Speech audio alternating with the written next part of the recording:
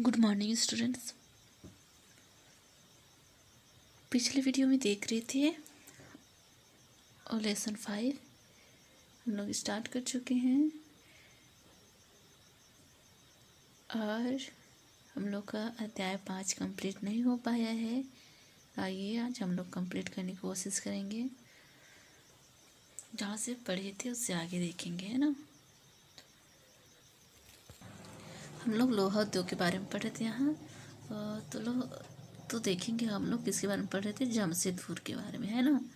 तो जमशेदपुर में टिस्को की स्थापना के बाद कई अन्य औद्योगिक संयंत्र स्थापित किए गए। जमशेदपुर में टिस्को की स्थापना के बाद कई फैक्ट्रियां स्थापित किए गए। इनमें रसायन, इंजनों के पुर्जे, कृषि उपकरण, मशीनें, टीन की चादरें, केबल और तार का उत्पादन किया गया। इनमें किन किन चीज़ों की किया गया, रसायन, इंजनों के पुर्जे और कृषि उपकरण, कृषि के लिए मशीन, टीन की चादरें, जैसे हम लोग देखते हैं टीन की चादरें में आ जाएगी अल्वेस्टर, है ना। और है केबल और तार। केबल अलग होती है, तार के जैसे ही केबल बोलना चाहिए, तार के जैसे ही होता है, लेकिन ये कई स्विच को मिलाया जा सकता है ना, इसमें केबल बनाया जा सकता है ना।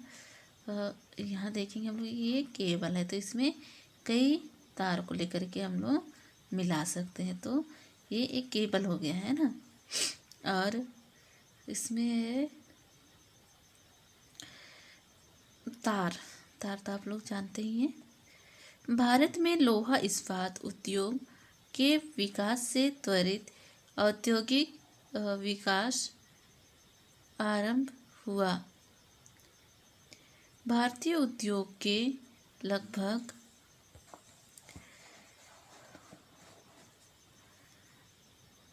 लगभग सभी क्षेत्र अधिकांशतः अपने आधारभूत अवसंरचना के लिए लोहा इस्पात उद्योग पर निर्भर है। भारतीय लोहा इस्पात उद्योग में बृहद समकालिक इस्पात संयंत्रों के साथ साथ लघु इस्पात भी मिल भी सम्मिलित हैं। यहाँ देखते हैं बच्चों हम लोग, भारतीय उद्योग के लगभग सभी क्षेत्र अधिकांशतः अपने आधारभूत अवसंरचना के लिए लोहा इस्पात उद्योग पर निर्भर हैं। जैसे हम कुछ भी चीज़ बनाते हैं, जैसे लोहे की, तो सबसे ज़्यादा लोहे की कुछ भी चीज़ बनाते हैं तो आजकल ज़्यादातर लोहे की चीज़ें बनाती हैं ना। तो यहाँ पर बोल रहा है लोहा इस्पात उद्योग पर निर्भर हैं। भारतीय लोहा इस्पात उद्योग में बृहद समकालिक इस्पात संयंत्रों के साथ साथ लघु इस्पात मिल भी सम्मिलित हैं। तो बड़े बड़े उद्योग, लोहा इस्पात के उद्योग, इस्पात संयंत्रों के साथ साथ छोटे छोटे उद्योग भी सम्मिलित हैं।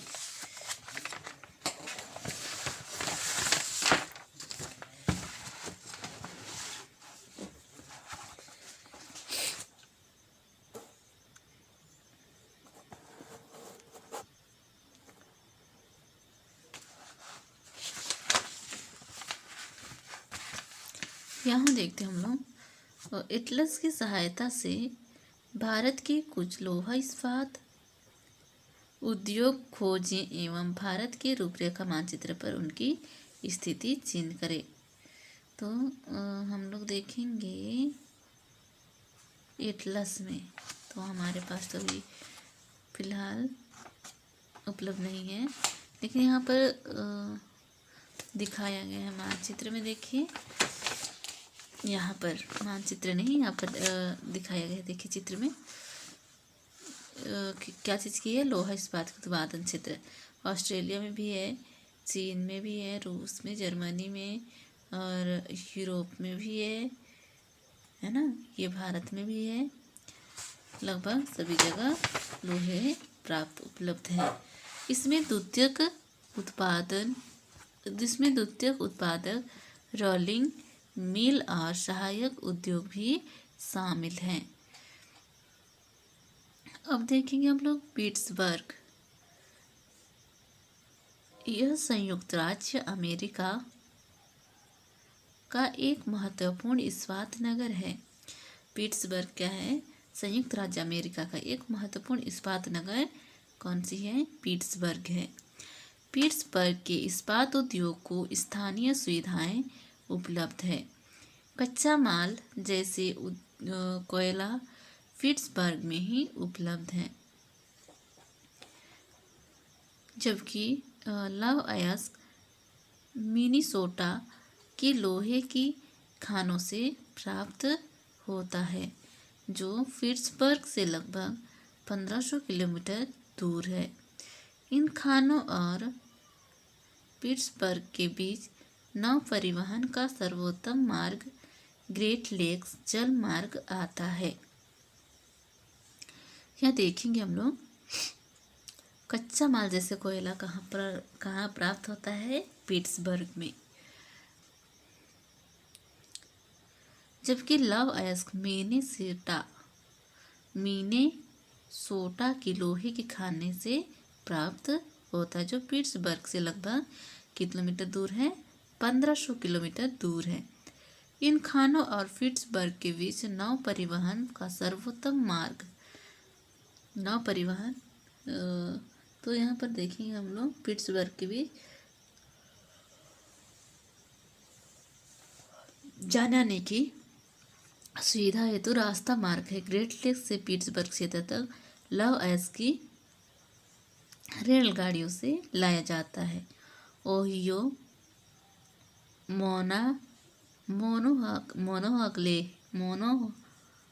मोनोगहेला और एलगनी नदियों से पर्याप्त जल प्राप्त होता है।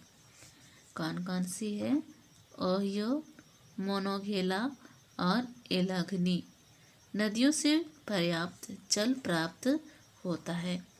आज पिट्सबर्ग में बहुत कम बड़ी इस्पात होती है।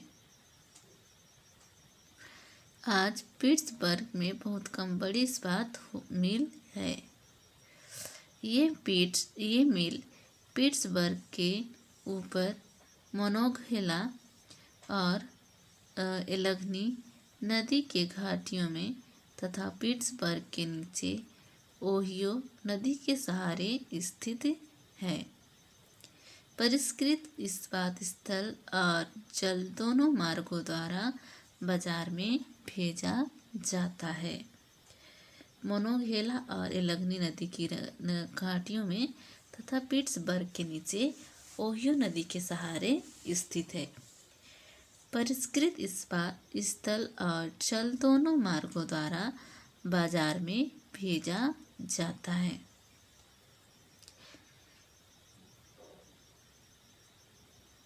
निकाला हुआ इस्पात है ना, स्थल और जल दोनों मार्गों से बाजार तक भेजा जाता है। पिट्सबर्ग के क्षेत्र मीलों के अतिरिक्त कई अन्य कारखाने हैं। ये रेल पटरी उपकरण और भारी मशीनों के उत्पादन में इस्पात का प्रयोग कच्चे माल के रूप में करते हैं। पिट्सबर्ग क्षेत्र में इस्पात मिलों के अतिरिक्त और अन्य भी कई कारखाने हैं, है ना। ये किस किस चीज़ के लिए प्रयोग किया जाता है? रेल की पटरी उपकरण यानी मशीन है ना, और भारी मशीनों के लिए उत्पादन में इस्पात का प्रयोग किया जाता है। सूती वस्त्र उद्योग। धागे से कपड़े की बुनाई एक प्राचीन कला है। धागे से कपड़े की बुनाई एक प्राचीन कला है। कपास, ऊन, सिल्क, जूट और पटसन का प्रयोग वस्त्र निर्माण में होता है।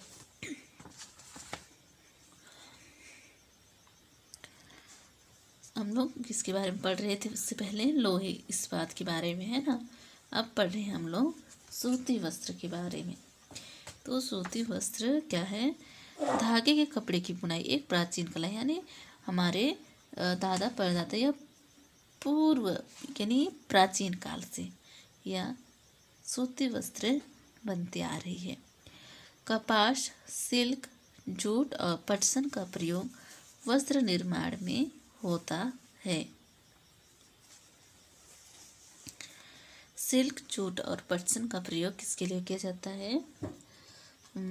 आप लोग कपास भी जानते हैं, ऊन है। सिल्क, जूट और पटसन का प्रयोग किसके लिए किया जाता है? वस्त्र निर्माण में होता है। उपयोग में लाए गए कच्चे माल के आधार पर वस्त्र उद्योग का वर्गीकरण किया जा सकता है। रेशम वस्त्र उद्योग के कच्चे माल हैं। रेशे प्राकृतिक या मानव निर्मित हो सकते हैं। रेशे प्राकृतिक या मानव निर्मित हो सकते हैं। प्राकृतिक रेशे ऊन, सिल्क, कपास, लिनन और जूट से प्राप्त किए जाते हैं। और रेशे प्राकृतिक या मानव निर्मित हो सकते हैं। प्राकृतिक रेशे ऊन, सिल्क, कपास, लिनन और जूट से प्राप्त किए जाते हैं। मानव निर्मित रेशों में नायलॉन, पॉलिएस्टर, एक्रिलिक और रेयान शामिल हैं। क्या क्या? प्राकृतिक रेशे ऊन, सिल्क, कपास, लिनन और जूट से प्राप्त किए जाते हैं। मानव निर्मित रेशों में नायलॉन, पॉलिएस्टर, एक्रिलिक और रेयान शामिल हैं। ये क्या है? ये धागे के प्रकार हैं, है ना? ये मानव के द्वारा बनाया गया। सूती वस्त्र उद्योग विश्व के प्राचीनतम उद्योगों में से एक है। सूती वस्त्र उद्योग सबसे प्राचीन विश्व के प्राचीनतम उद्योग में से एक है। बोल रहा है सबसे पुरानी फैक्ट्री कौन सी है? सूती वस्त्र, है ना, की मशीनें। 18वीं सदी की औद्योगिक क्रांति तक सूती वस्त्र हस्तकताई तकनीकों एवं हथकरघों से बनाया जाता है।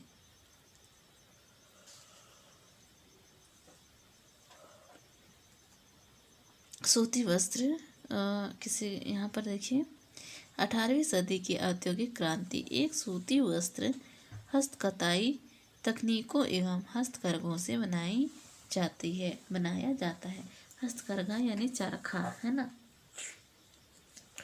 पहले के लोग क्या करते थे?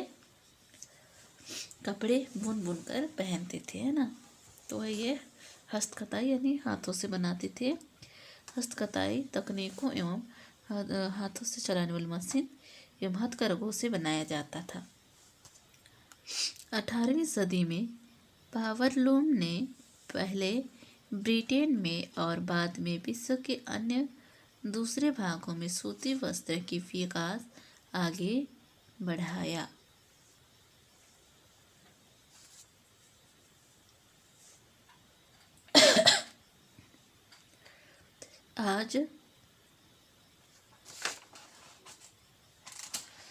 आज भारत, चीन, जापान और संयुक्त राज्य अमेरिका सूती वस्त्र की महत्वपूर्ण उत्पादक हैं। कौन कौन से? सूती वस्त्र का उद्योग विकास को आगे बढ़ाया है। और आज भारत, चीन, जापान और संयुक्त राज्य अमेरिका सूती वस्त्र के महत्वपूर्ण उत्पादक हैं।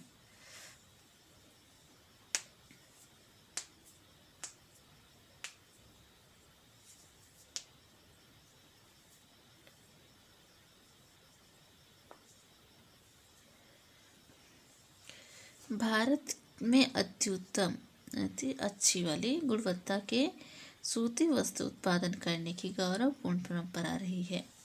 भारत में सबसे अच्छी मतलब गुणवत्ता के सूती वस्त्र उत्पादन करने की गौरवपूर्ण परंपरा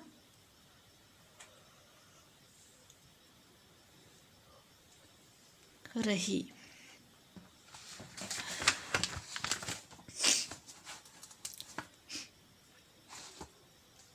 ब्रिटिश शासन से पूर्व हाथ से कते और हाथ से बुने हुए वस्त्रों का एक विस्तृत भारतीय बाजार था। ढाका का मलमल, मसूलीपट्टनम की छींट, कालीकट के कोलिको तथा बुरहानपुर, सूरत व दोदरा के सुनहरी जारी सुनहरी जरी के काम करने वाले सूती वस्त्र गुणवत्ता डिजाइनों में विश्व विख्यात थे। यहाँ देखते हम लोग ढाका का मलमल, मसूलीपट्टनम की छींट, कालीकट के केलेको तथा बुरहानपुर, सूरत व दोदरा के सुनहरी जरी के काम करने वाले वस्त्र गुणवत्ता और डिजाइनों के लिए विख्यात थे।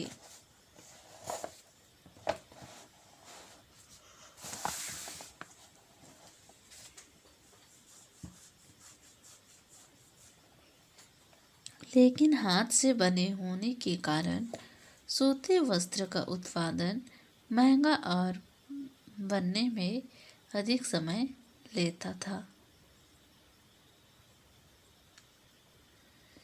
इसलिए परंपरा सूती वस्त्र उद्योग पश्चिम के नए वस्त्र मिलों से प्रतिस्पर्धा नहीं कर सका, जो सस्ते व अच्छे गुणवत्ता वाले वस्त्रों का निर्माण यंत्रीकृत औद्योगिक यूनिट में करते हैं। वस्त्रों का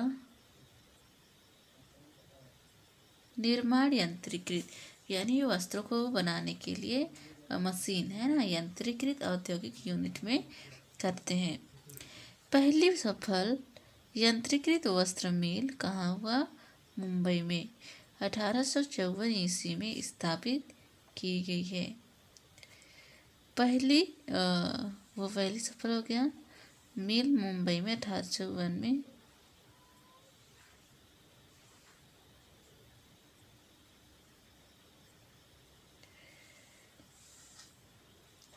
पहली सफल यंत्रीकृत वस्त्र मिल मुंबई में 1854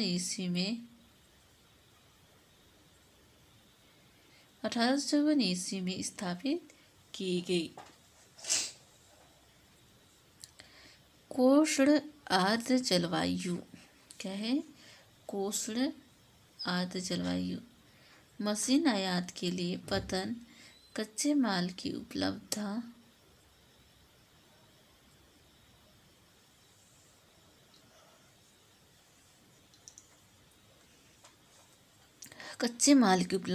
और दक्ष श्रमिक इस प्रदेश में इस उद्योग में द्रुत फैलाव में सहायक रहा। 1854 में स्थापित की गई, लेकिन वहाँ की जलवायु और मशीन आयात के लिए पतन यानी जहाँ कच्चे माल की उपलब्धता और दक्ष श्रमिक यानी जो मजदूर मेहनती हुए ना, इस प्रदेश में इस उद्योग के लिए द्रुत फैलाव में सहायक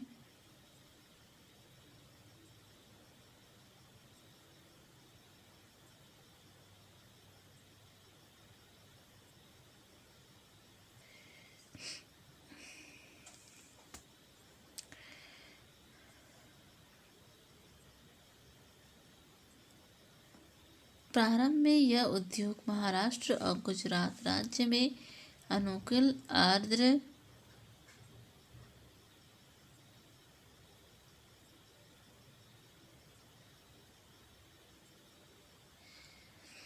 कच्चे माल, लेकिन वर्तमान में आर्द्रता कृत्रिम रूप से उत्पन्न की जा सकती है।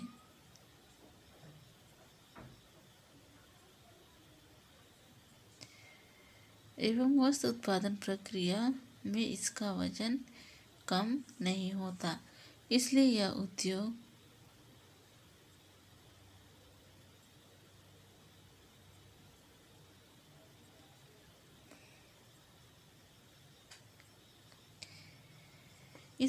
उद्योग भारत के विभिन्न भागों में फैल गया है। कोयम्बटूर, कोयम्बटूर, कोयम्बटूर, कानपुर,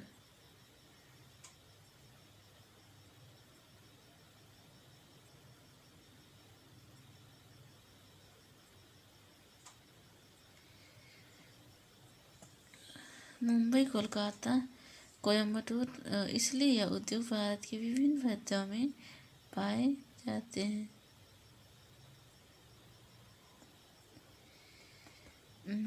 अहमदाबाद, मुंबई, कोलकाता, लुधियाना, पांडुचेरी और पानीपत कुछ अन्य अन्य महत्वपूर्ण केंद्र है।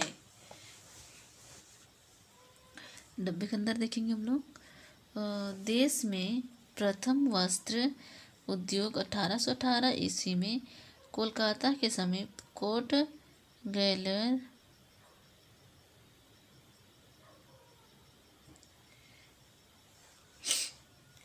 1818 ईस्वी में कोलकाता के समीप फोर्ट ग्लेस्टर में स्थापित हुआ था।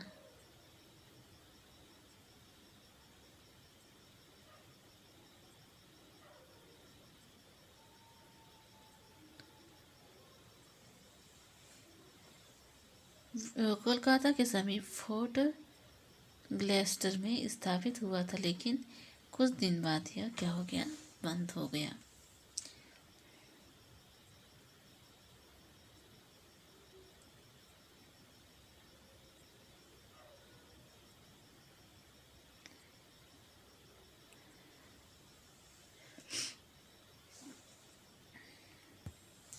अब देखेंगे हम लोग अहमदाबाद। अहमदाबाद गुजरात में साबरमती नदी के तट पर स्थित है। अहमदाबाद कहाँ स्थित है? साबरमती आश्रम साबरमती नदी के तट पर स्थित है। कहाँ? अहमदाबाद गुजरात में है ना, बासमती धान के लिए।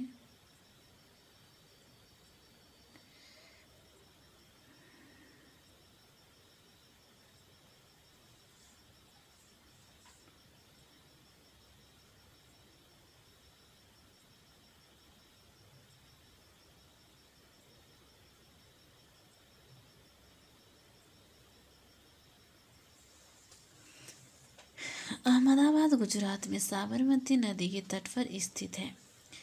1859 में यहाँ तक की पहली सूती वस्त्र मिल स्थापित हुई थी। अहमदाबाद गुजरात में साबरमती तट से स्थित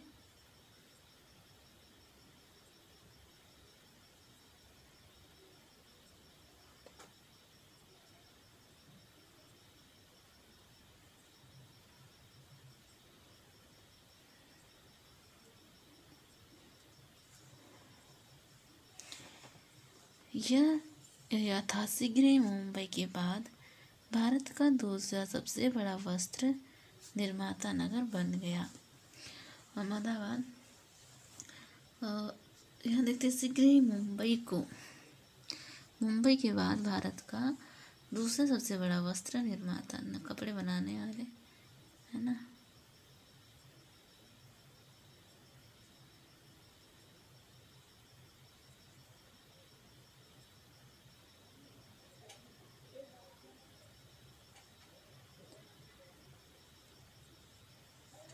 यह यथाशीघ्र मुंबई के बाद भारत का दूसरा सबसे बड़ा वस्त्र निर्माता नगर बन गया।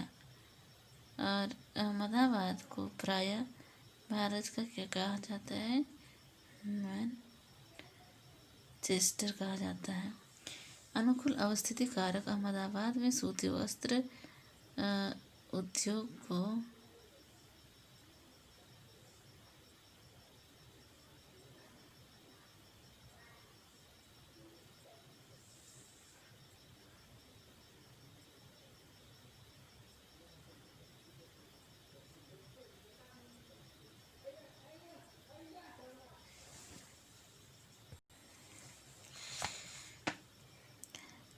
अनुकूल अवस्थिति कारक अहमदाबाद में सूती वस्त्र उद्योग के विकास में सहायक थे।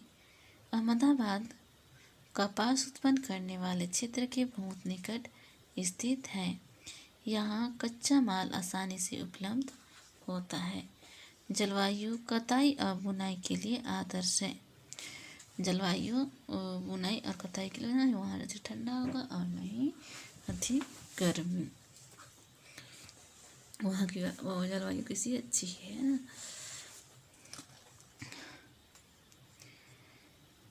सपाट भूभाग और भूमि की आसानी से उपलब्धता मिलों की स्थापना में उपयुक्त है। गुजरात और महाराष्ट्र राज्य की घनी आबादी इस उद्योग को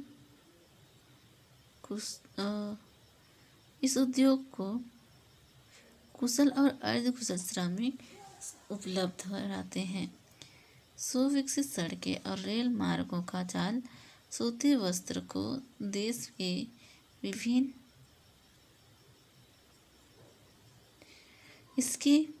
सुविकसित सड़कें और अच्छी तरह से सड़क क्या हो गई है, विकसित हो चुकी है और सड़कें और रेल मार्गों का जाल सूती वस्त्र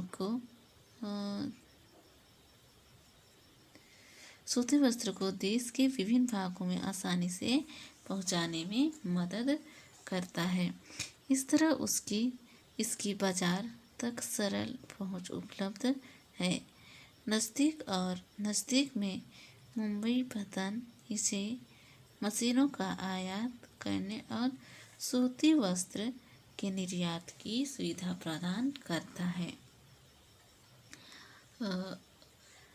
देखते हैं रेल मार्गों का जाल यानी रेल मार्ग विभिन्न क्षेत्र में फैल चुका है और सूती वस्त्र को देश के विभिन्न भागों में आसानी से पहुंचाने में मदद करता है। इस तरह इसकी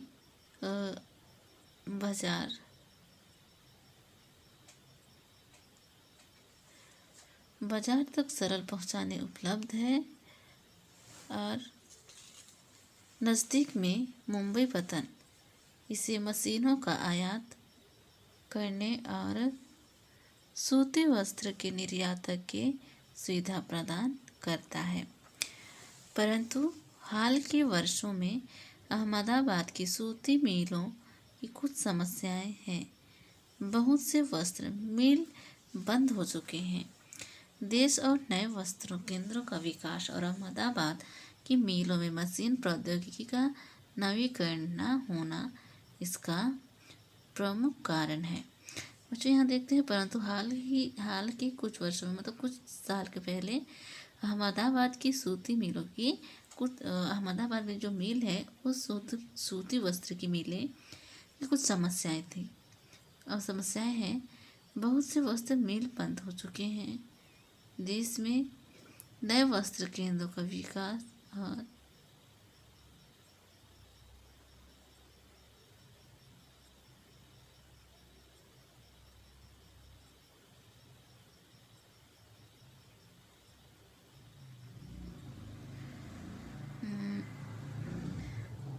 अहमदाबाद के मिलों में मशीनी प्रौद्योगिकरण का नवीकरण न होने इसका क्या था, प्रमुख कारण था। इसलिए वहाँ अहमदाबाद की जो सूती वस्त्र की मिलें थी वहाँ समस्याएं उत्पन्न हो चुकी थी। बच्चों आप लोगों के लिए होमवर्क दिया जा रहा है। नागरिक शास्त्र खंड से है। नागरिक शास्त्र खंड से है अध्याय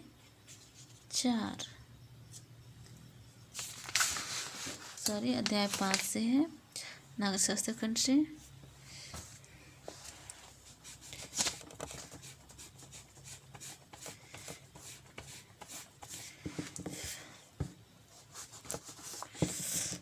ये है मुजरिम और कैदी।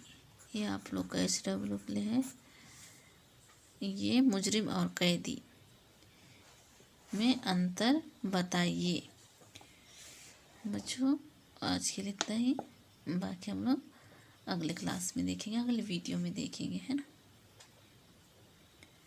और होमवर्क करके समय से मेरे नंबर पे सेंड कर दीजिएगा।